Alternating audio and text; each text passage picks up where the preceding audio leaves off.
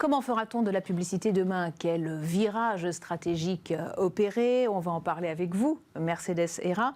Mais avant d'aborder ces questions, on vous a réservé une petite surprise. Elle concerne vos engagements, les causes que vous défendez. Chère Mercedes, venue à 6 ans de ta Catalogne natale, tu étais étrangère dans notre pays. Aujourd'hui, tu es un des fleurons d'une nation, d'un pays comme la France. Et nous avons, depuis plus de 10 ans, conduit, d'abord ensemble et maintenant avec tous les autres qui sont autour de toi, ce projet du Musée national de l'histoire de l'immigration, qui a une signification éducative, culturelle, scientifique, politique, qui dit simplement qu'il n'y a pas eux et nous.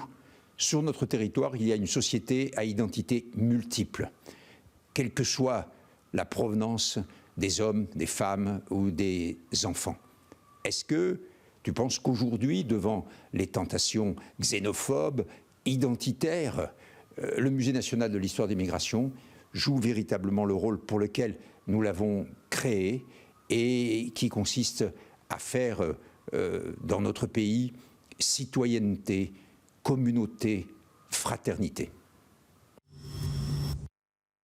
Voilà, qu'est-ce que vous répondez avec C'est un musée national. Donc, moi, personnellement, je lui donnerais plus de moyens à aujourd'hui. Parce que je crois qu'il a un grand rôle, mais le rôle est limité par les moyens. Oui, il a un rôle, parce que ne serait-ce que de dire la vérité aux Français, de leur dire pourquoi ils s'énervent sur les envahisseurs, là, qui n'envahissent plus la France depuis longtemps. Parce que là, on croit que tout le monde passe comme ça facilement nos frontières. C'est pas vrai. Donc il y a très longtemps qu'on a calmé le jeu. On est un des pays, si je tiens compte du nombre d'habitants, on est le 15e pays en termes d'immigration en France. Je ne fais pas le rapport avec notre confort, parce que si je compte et je considère le confort, on est encore plus mal classé. Donc il y a très longtemps que ce pays, qui historiquement était un pays d'immigration, parce qu'on avait besoin des étrangers, parce que la France a eu dès le 18e besoin de gens qui viennent les aider, travailler, globalement ne l'est plus. Donc je crois qu'aujourd'hui, on a un discours qui est faux, avec des mauvaises analyses, qui essaye de détourner l'attention sur des sujets qui sont des sujets faciles, c'est toujours facile d'en vouloir à l'autre, et qui ne tient pas compte de la vérité de la France. C'est que la France, c'est un pays merveilleux, où on peut être français parce qu'on y est né, mais on peut être français parce qu'on l'a choisi. Et ça, il ne faut pas l'enlever à la France. C'est le musée de l'histoire de l'immigration qui tient la vérité, et non pas tous ces propos que vous entendez par ailleurs et que je ne citerai même pas tellement c'est absurde. Et ces engagements, comment vous les traduisez à la fois dans le quotidien, dans vos équipes chez BETC, dans les gens avec qui vous travaillez, et aussi finalement auprès de vos clients? Parce que la voix de la France, elle a toujours une voix très universaliste, qu'on défend, auquel on est très attaché, auquel le musée de l'immigration participe. Comment est-ce que ça se traduit? Et est-ce que vous avez été confronté parfois à des clients qui vous disent « Non, ça là-dessus, on n'est pas très à l'aise, on n'a pas envie, ou en tout cas, c'est pas notre rôle ». C'est extraordinaire, personne ne m'a jamais embêté. C'est-à-dire que en fait, je pense que les gens sont beaucoup plus libres qu'ils n'imaginent et qu'on a droit d'avoir des points de vue. BETC, c'est une très belle agence aujourd'hui, c'est une des plus fortes agences en Europe, une des plus fortes dans le monde, et c'est dû au fait de la France. C'est-à-dire la capacité de la France d'attirer des étrangers. On a 37 nationalités, et je vous rappelle que nos amis les Anglais qui disent toujours que c'est eux qui sont les internationaux du monde, accueillent beaucoup moins facilement dans les équipes centrales autant d'étrangers. On a une stratégie qui a toujours été une stratégie finalement de la diversité. On habite Pantin, et on n'habite pas Pantin parce qu'on a décidé que Pantin, on aimait beaucoup. On habite Pantin parce qu'on pense que les entreprises doivent faire quelque chose au niveau de la société, et que donc nous, on est mieux à Pantin, où on peut aider des zones prioritaires, des enfants qui rament, des familles où c'est pas facile. Et on pense qu'on a intérêt à le faire parce que ça a rendu notre agence forte. Donc, tout va bien, les clients ne m'en veulent jamais.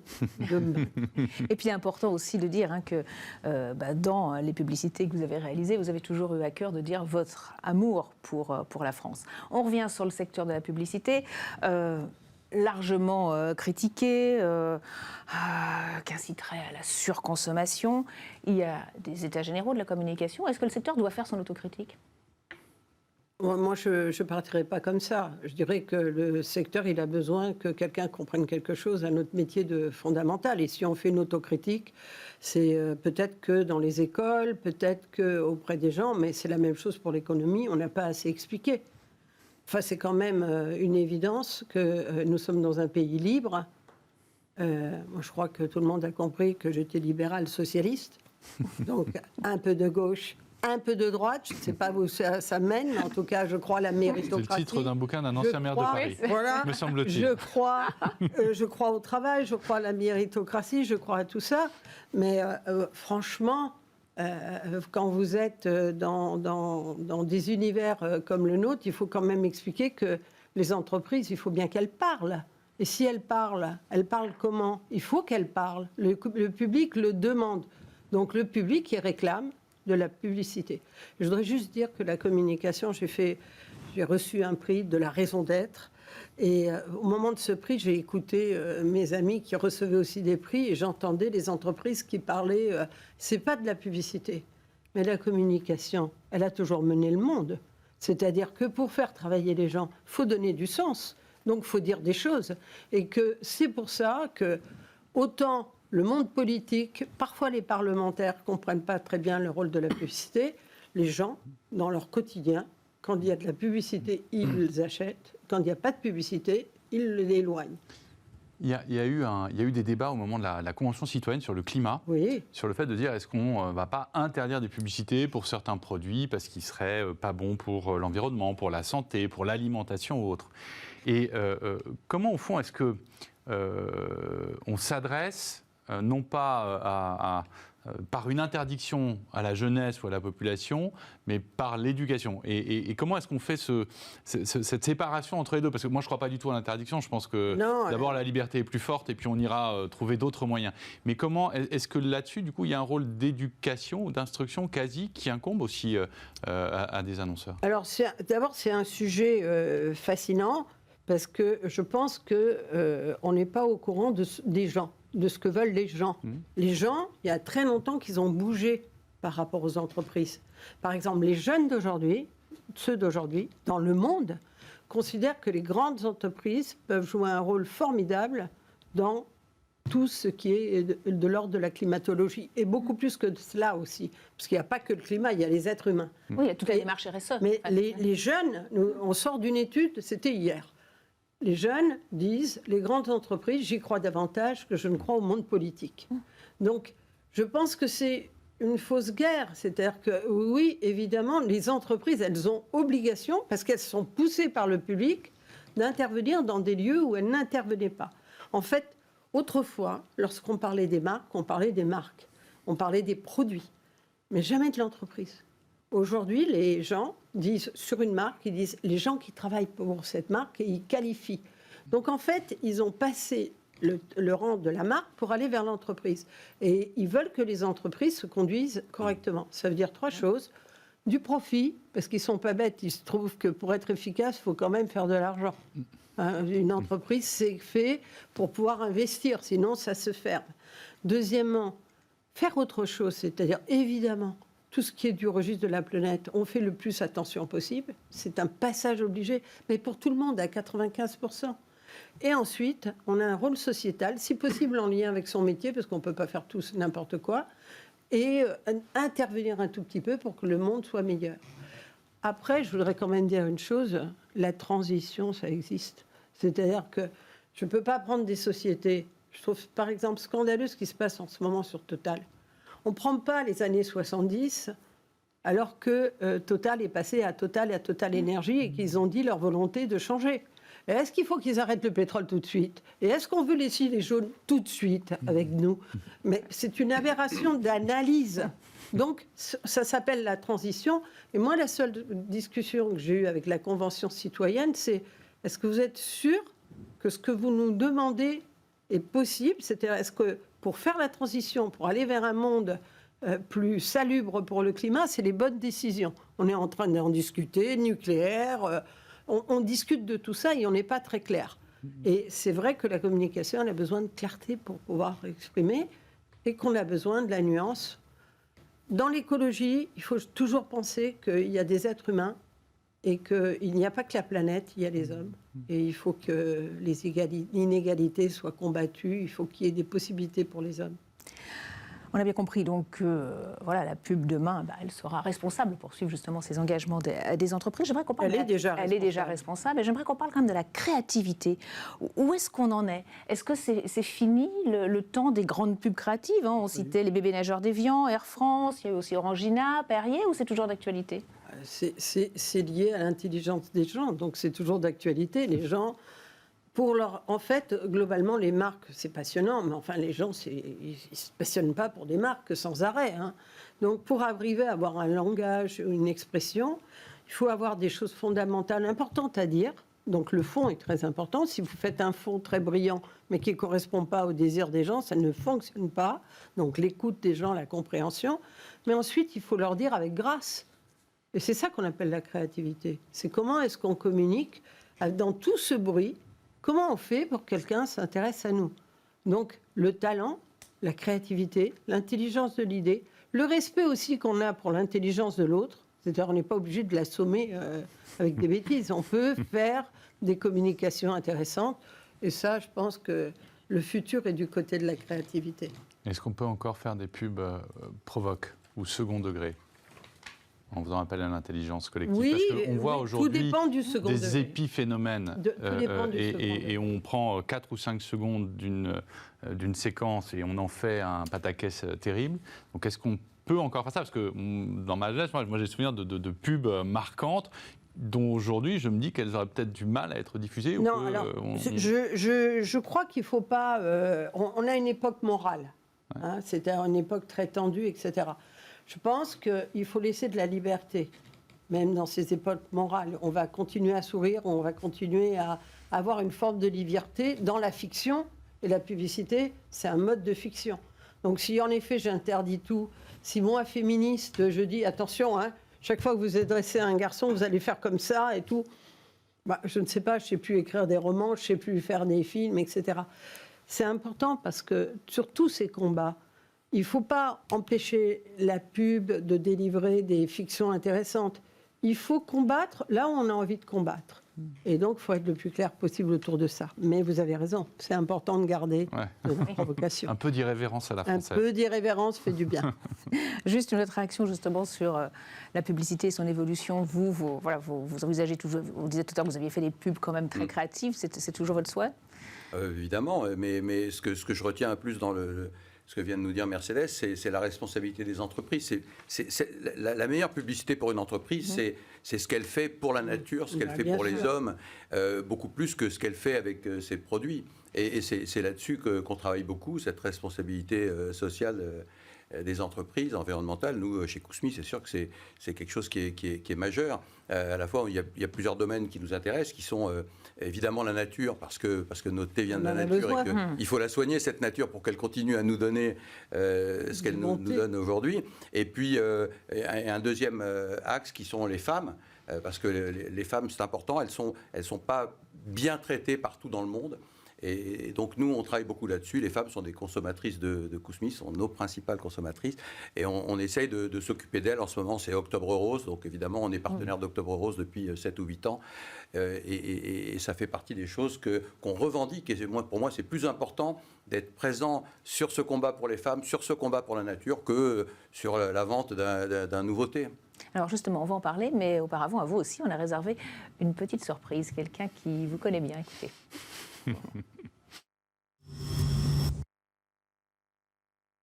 Salut Sylvain. Bon alors ma question, quand est-ce que tu te mets en bourse? Parce que c'est le seul moyen que j'ai pour reprendre des actions Kousmiti. est pour. Elle est claire. Alors. Oui, elle est claire. Mais non, Charles, tu ne vas pas reprendre des actions en Kousmiti tout de suite. Je ne compte pas entrer en bourse. Mais je sais que Audacia entre en bourse maintenant, et ça sera peut-être à mon tour de prendre des actions Audacia. Juste retour des choses. Non, pas de bourse pour le moment. On est bien où on est. Et aujourd'hui, il y a tellement d'argent en dehors de la bourse. On en a parlé tout à l'heure avec Sorar, que je me réserve une petite levée façon French Tech à plusieurs centaines de millions. Je pense que le NFT du thé n'a qu'à bien se tenir. Voilà, ça sera peut-être l'occasion d'une bonne note dans les prochaines émissions.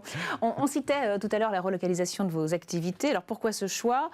Ça a été amorcé avant le Covid ou c'est le Covid qui vous a incité justement à relocaliser vos activités? Ça a été initié bien avant le Covid. Depuis 2013-2014, on a commencé à rapatrier la fabrication de nos boîtes qui étaient faites en Chine. On les a relocalisées en France. On a trouvé des fabricants qui ont été capables finalement de nous produire des boîtes rendues chez nous pratiquement au même prix qu'elles étaient venant de Chine. Donc on a relocalisé depuis 2012-2013. Et puis on a relocalisé la fabrication de nos sachets de thé qui étaient faits au Maroc. En 2018, on les a rapatriés en France. On a installé une machine très performante, un robot au Havre, qui a réussi à nous produire ces sachets moins chers qu'ils étaient produits au Maroc. Et on a baissé nos prix en 2018 de 15%. Les prix de nos boîtes de sachets vendues dans nos boutiques, on a baissé nos prix de 15%. Enfin, c'est incroyable parce que généralement, quand on relocalise, c'est le contraire. On dit beaucoup de bêtises là-dessus. Et la relocalisation, c'est pas forcément l'augmentation des coûts, ou pas toujours l'augmentation des coûts. Et la technologie peut permettre de produire au même prix ou moins cher.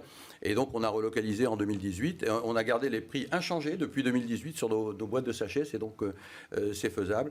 Et puis, c'est vrai que produire près de chez soi, c'est important. Moi, je trouve qu'on devrait produire près des lieux où on vend son produit. Aller produire au bout du monde un produit qu'on va vendre en Belgique, je trouve ça absurde. Moi, je voudrais qu'on produise en France ce qu'on vend en Europe et qu'un jour ou l'autre, on produise aux États-Unis ce qu'on va vendre sur le marché américain. Il n'y a aucune raison d'aller se taper des milliers de kilomètres de bateaux, d'avions ou autres pour vendre un produit. Donc, cette relocalisation, elle a un sens. On doit absolument produire près de ces lieux de vente de produits. Et puisque vous parlez du sens, vous avez été associé à l'élaboration et aux travaux préparatoires de la loi Pacte, qui porte en elle la question des sociétés à mission. Est-ce que c'est une réflexion que vous avez engagée? Parce que, évidemment, alors là, pour le coup, c'est une approche très holistique et très globale. Comment on y va quand on est Kousmiti?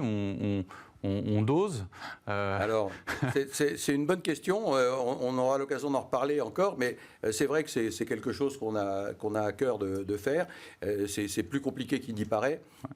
Mais on a commencé, nous, en tant que ETI ou disons PME, pour parler plus simplement, on a commencé par ce développement de la RSE, par ces missions qu'on se donne sur l'éducation des enfants, j'en ai pas parlé tout à l'heure, la protection des femmes et la protection de la nature. Il faudra par la suite, une fois qu'on aura bien mis tout ça en place, qu'on donne une raison d'être qui regroupe un peu tout ça. Une raison d'être, c'est pas simple. Il faut arriver à dire quelque chose qui correspond à ce que votre entreprise est et qui reflète vos propres valeurs véritablement. Et ce n'est pas juste une phrase dans des statuts. Et il faut concilier aussi performance et responsabilité. Il y en a un qui en a fait les frais, c'est le patron de Danone. Absolument. C'est parce que la raison d'être, c'est une erreur et ce n'est pas totalement honnête de penser qu'elle n'est pas liée au métier. C'est-à-dire, la première chose qui est importante dans une entreprise, dans leur entreprise, c'est qu'ils nous donnent un bon thé, qu'ils le produisent avec grâce, et ça doit déjà valoriser les gens. La première raison de ma propre entreprise, c'est de faire de la communication de qualité. Donc, il faut quand même retourner à des métiers, et des gens qui pensent que c'est honteux de vendre, c'est un problème. Alors, dans ce cas-là, vous n'êtes pas là. Donc, la raison d'être, il faut faire très attention, la raison d'être, normalement, elle est reliée au métier de fond. Elle entreprend des valeurs et elle va au-delà Mais sinon, tout le monde aura comme raison d'être le développement durable et faire du bien à la planète. Et ce n'est pas l'unique raison d'être. Et on connaît des raisons d'être un peu à rallonge dans des boîtes où c'est le loto bingo de tous les mots à la mode. On ne comprend pas tout à fait les phrases qui sont alignées. Oui. Mais bon, nous, alors vraiment, pour parler de ce vers quoi on se dirige aujourd'hui, dans la réalité, Kousmi est devenu une marque 100% bio. On a transformé tous nos mélanges pour prendre uniquement des thés bio, pour prendre les arômes, quand il y a des arômes qui sont des arômes naturels, d'excellente qualité. Donc Kousmi devient bio à 100%, ce qui est très compliqué, parce que pour garder les mêmes goûts avec des ingrédients différents, c'est pas facile. Et donc, on travaille de ce côté-là. Donc là, on y est arrivé à fin 2021. On supprime les plastiques partout. On a des emballages dans lesquels il y a beaucoup de plastique. Nos boîtes avaient des plastiques à l'intérieur de la boîte qui contenait le thé, puis à l'extérieur pour empêcher qu'on puisse l'ouvrir. On n'a plus de plastique dans nos boîtes aujourd'hui, ni à l'intérieur ni à l'extérieur. On supprime les plastiques un peu partout. Donc il y a beaucoup de choses qu'on fait dans ce sens-là qui sont citoyennes, qui sont importantes. Et qui font que Kousmi avance véritablement dans la société. Et puis, on est sur un autre domaine aujourd'hui qui est le domaine du bien-être, dans lequel on développe beaucoup de choses. Alors nous, on avait fait notre détox déjà en 2007, donc le bien-être, on connaît un peu. Et aujourd'hui, on vient de sortir un thé qui est enrichi en vitamines naturellement. Il y a de l'acérola qui est posé sur les feuilles de thé. Et donc, vous retrouvez de la vitamine C dans votre thé sans rien avoir à faire. C'est bio, c'est naturel. Et c'est un procédé qui a été développé par une petite entreprise française. Et donc, aujourd'hui, notre rituel 28 jours, il s'appelle comme ça, contribue à vous donner votre vitamine C tous les matins. Moi, je crois beaucoup aux compléments alimentaires dans votre aliment de tous les jours. Prendre des pilules pour ceci ou cela, ça n'a pas de sens. Dans vos aliments demain, vous allez trouver des compléments alimentaires qui vont vous permettre d'éviter de vous bourrer d'autres Vous voyez la choses. façon dont il parle son métier a un rapport avec sa raison d'être. La boucle est bouclée. Absolument. C'est vrai. Du Made in France, du bio, des produits de qualité. Et c'est une connaisseuse de la raison d'être qui le dit. Et je rebondis sur ce que disait Mercedes tout à l'heure, parce que l'immigration, c'est quelque chose d'extraordinaire. Moi-même, je suis né en Égypte, je suis né italien, et je suis arrivé en France, j'avais 5 ans, et je suis devenu français, et je profite de ce pays, et j'ai beaucoup profité de ce pays, et j'essaye de lui rendre tout ce qu'il m'a donné. Et donc, je ne peux que souscrire à ce que disait Mercedes tout à l'heure. C'est un point tous les deux que vous avez en commun, arrivé à 6 ans, Absolument. arrivé On le sent. à 5 ans. Voilà. Allez, on poursuit avec les bonnes notes du mois.